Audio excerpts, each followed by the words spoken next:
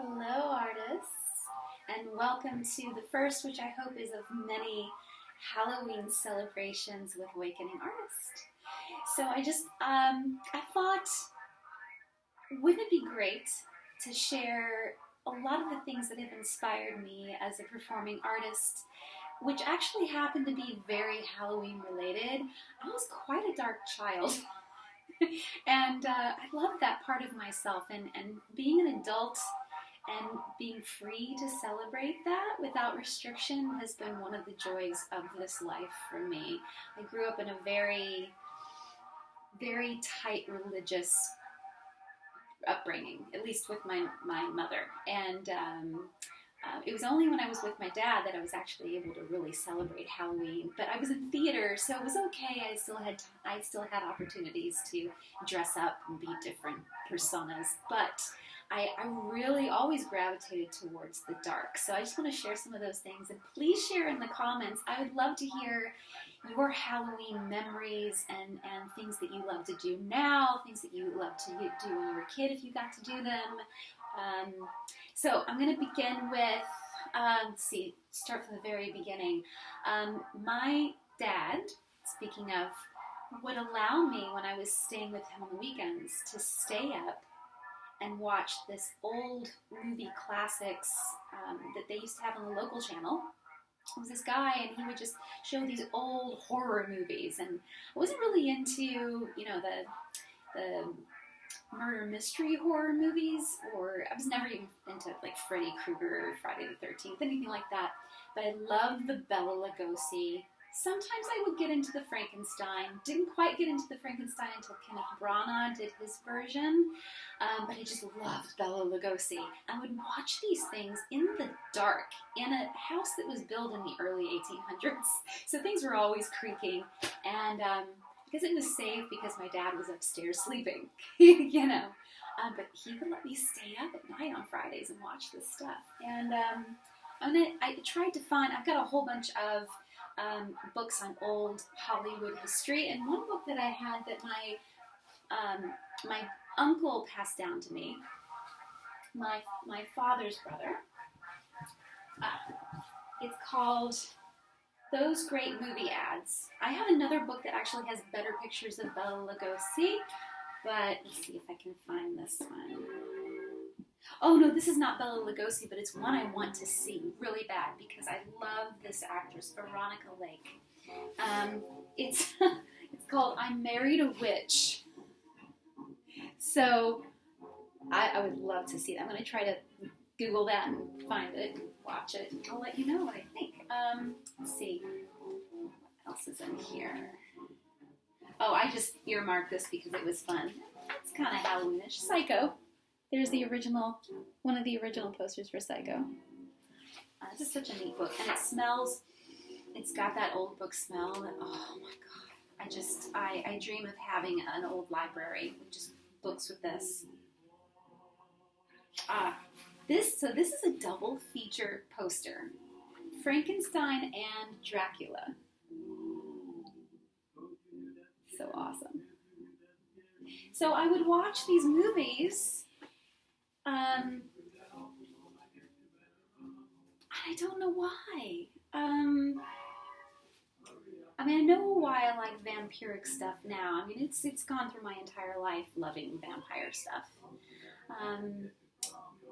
It's such an early age.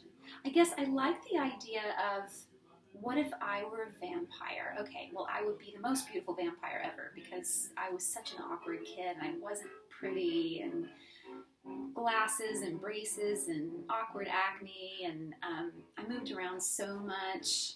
I could never really make friends, and it wasn't really until I got into art school that I had friends. And I guess the thought of being a vampire, I wouldn't need friends. That was probably the thought. It's ridiculous, but no one could hurt me if anyone bullied me. I got bullied a lot, so I think that was the key there for me. So started there, and let's see, anything else? Okay, so on top of that, my Oh, sorry, I think we froze. Okay, so on top of that, my dad was a historical interpreter when he wasn't working in TV. So we would go on these historical reenactments. So it was always in old buildings, always in going to old graveyards. And this is not something that my dad gave to me, but it was something that I found in Cape Cod. Cape Cod? No. This was in Sleepy Hollow, Tarrytown, which now I work right outside of there. I'm so excited to someday relocate near Sleepy Hollow, New York. But this is just a book. It's called Stories in Stone, and it says it's a field guide to cemetery symbolism and iconography. It's very, very interesting. I was always looking at gravestones with my dad, and some of the epitaphs, and the epitaphs in here are very similar. So it's just, death was a part of life. I learned from an early age, and people used to almost celebrate the passing over of people, especially on these gravestones. Some of them are so beautiful and elaborate. Let's see. So then, high school. Right before high school, actually. No. It was my first year of high school. The first ballet that I absolutely fell in love with, and it had just been made into a movie called Dancers with Mikhail Baryshnikov, if my dancers out there, if you remember this movie. And he based the whole movie around the production of this ballet called Giselle. Giselle is my absolute favorite ballet because it is not pink and tutus and fairies. It's death and graveyards and willies coming out of their graves to haunt the men who have broken their hearts before they were able to get married and have children. I mean, it's really dark, and there's the thing though about that dark is it really highlights the light in the ballet. It's a ballet of forgiveness in a lot of ways. There's a lot of questionable things about the ballet as well. About women being this unattainable, beautiful, frozen in time forever, which is not realistic. But it's still one of my favorite ballets, and I'm going to read a synopsis from it.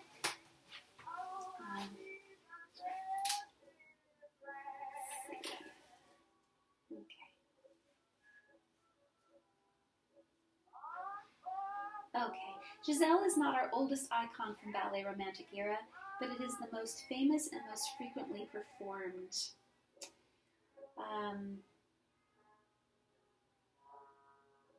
On romantic ballet's timeline, the 1841 two-actor followed the 1832 La Sylphide, the seminal work that prepared the way for Giselle.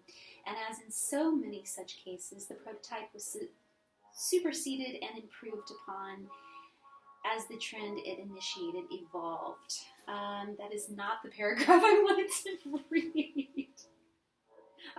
To call Giselle a fantastic ballet may sound like a gushy balletomane enthusiasm, but the label is literally apt in this case, Giselle ou la Willy, to give the work its original full title, qualified in early 19th century terms as a ballet fantastique. And this is, of course, during the Victorian era.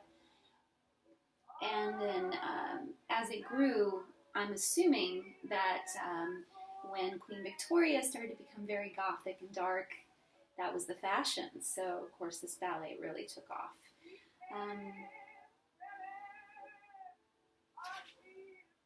The concept... Giselle tells of an innocent German peasant maiden who falls in love with an unfamiliar villager named Lois.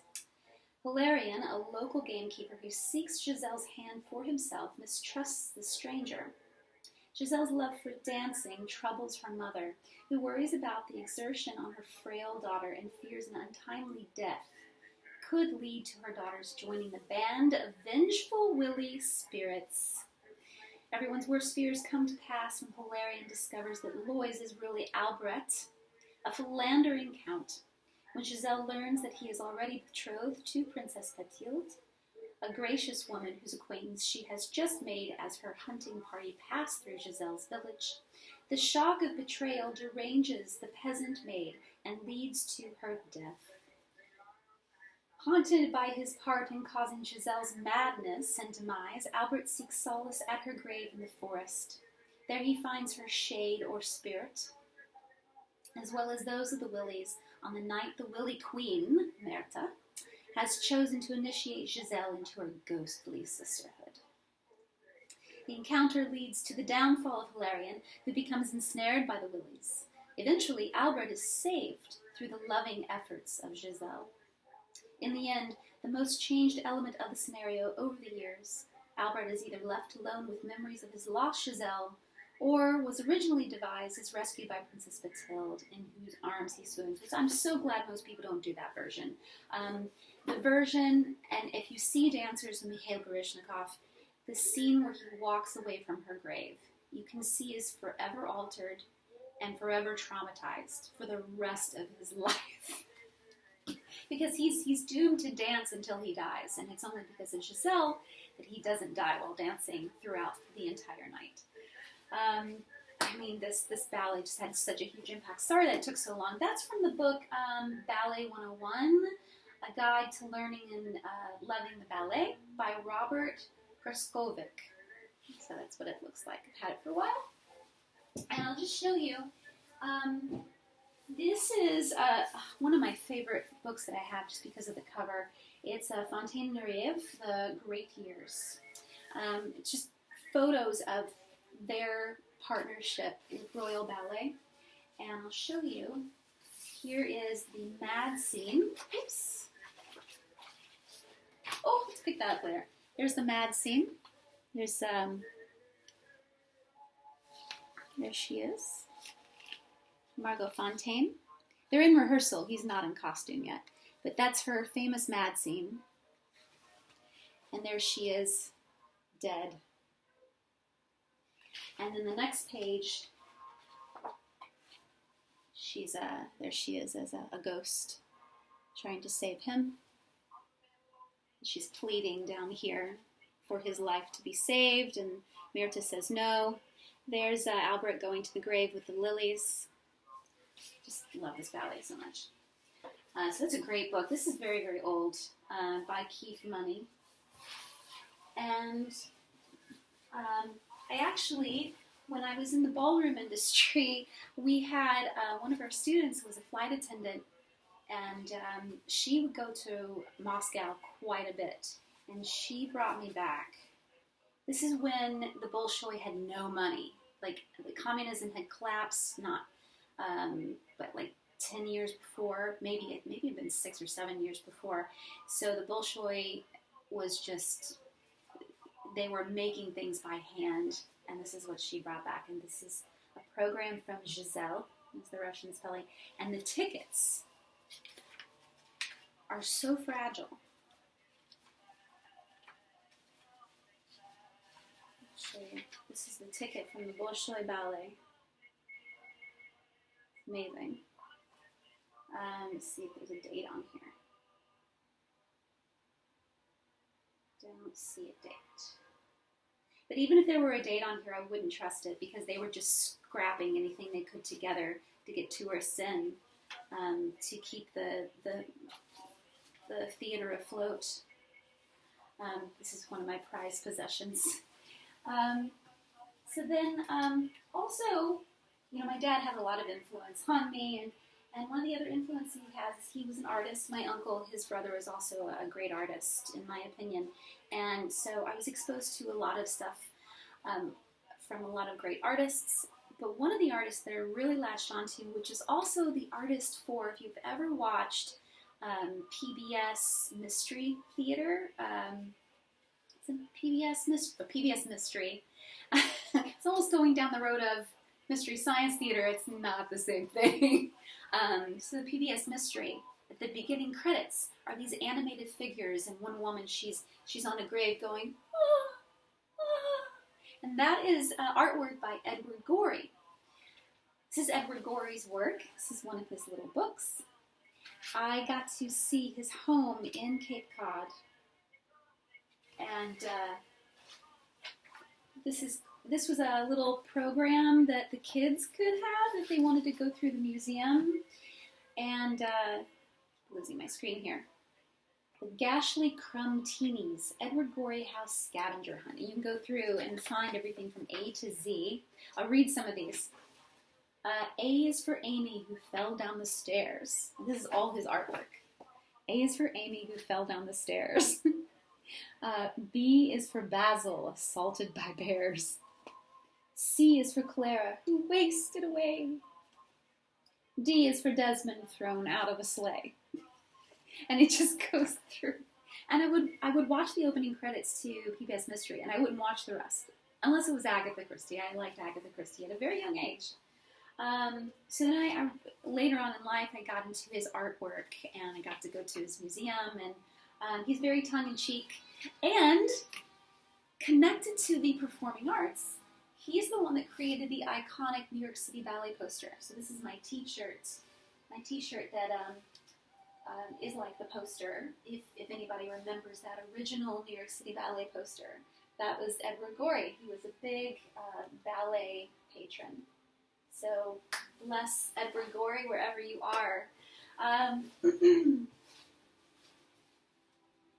So while getting older and really discovering myself, I got a boyfriend. It was pretty serious, and he invited me to his prom. And at that time, the Bram Stoker's Dracula had come out. It was Francis Ford Coppola's version. Fell in love with it, of course. This is the prom dress. If you know the movie, Winona Ryder and Gary Oldman. Gary Oldman is Dracula. Winona Ryder is Mina Harker. And they have this candlelit waltz scene, dance scene. And she's wearing this fabulous red dress.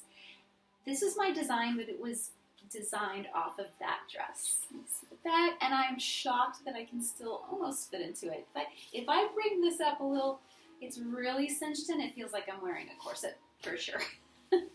But I still fit into it, you all. I still fit into it. And this was the bustle that went on the back. Of course, I'm more of a Lucy than a Mina, so, and I couldn't let this dress go at all. I just love it so much. And then shortly after that, graduated, got out on my own, and Interview the Vampire came out. This is going to be going into performing arts in just a second. You'll see why I'm going through all of these. Saw the movie, loved it, and then started reading the books. I've always been the kind of person that I have to see it before I read it. I'm just weird that way. I guess I'm low on the cultured in that respect. But through a lot of life transitions, which I'll do an episode and talk about that at some point, and I'd love to hear the things that you all have gone through and come through, thresholds you've had to walk through. But in going through these things, I lost a lot of really important things to me, and I had a collection of Anne Rice books. So I'm just beginning my new collection, and these were actually free. They were just sitting on a stoop. So I was like, oh, this is a sign. I'm going to build my Anne Rice book collection again. So love Anne Rice. And when, Queen of the Damned came out, that was, I thought, even better film.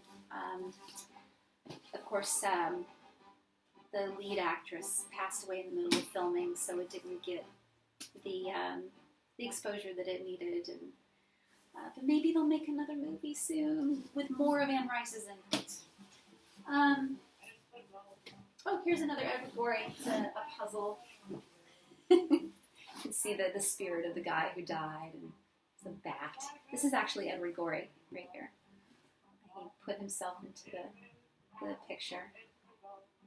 That thief right behind there. You have to really, every time I look at this puzzle while I'm putting it together, I realize, oh, there's another person there. He was just brilliant. Okay, So, so right out of high school also, I ended up going to LA for a short time. I got a scholarship to Cal Arts. Didn't go because I didn't have the money. It was to stay. I had the scholarship, didn't have the money to live there. But while I was there, I got to see a Rocky Horror Picture Show in the original theater in Santa Monica. And maybe someday I'll share the story of how I got this free comic book. So, you came to see the Rocky Horror Picture Show. And it's just a list of trivia. It was a great experience. And so then fast forward, I go to Connecticut and I go to Nutmeg Ballet. And then shortly after that, and being in ballroom, I get involved with a school/company called Woodbury Ballet. And to my joy, the director, Randall Erica, she runs Woodbury Ballet. They're still in existence. They just got a brand new studio. It looks amazing. She decides to create her own version of Dracula. And we put together Dracula the Ballet. I got to play Lucy. She set Lucy on me. It was an honor, and I got to do it for a few years. And this is me coming out of the coffin. That is the opening of the second act, and all you see are mourners coming in and going around the grave, and then all of a sudden there's this big crescendo in the music, and I just reach out of the grave, or out of the coffin. So before the curtain goes up on the second act, I'm stuck inside that coffin for probably a good 10 to 15 minutes. And if we're running late, if the curtain is late, I was stuck in there. So I sweat, and I didn't care. I was too excited. I loved playing the part so much. I didn't care. So it says, from the dark side of Hollywood. And here's the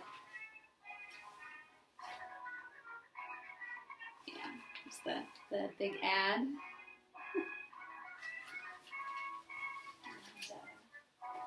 So that's where all of my dark interests really came together. And I'm really hoping when the pandemic ends and we go back out there that I can really get involved in the dark side of performance again. I just loved it so much. Very dramatic. So I was a very dramatic child. Let's see, anything else? I think that's it for my reminiscing for Halloween. Again, share with me in the comments maybe things that you've been involved with as a performer, or things that you saw that were just amazing. I know one thing that I saw, thank goodness I saw before the lockdowns, was Sleep No More. If you got to see Sleep No More, I think those of us who got to see that were blessed, because I'm hoping it will come back, but it was just an amazing experience. So anyway, leave info in the comments. I can't wait to see and read about your stories. Okay, happy Halloween!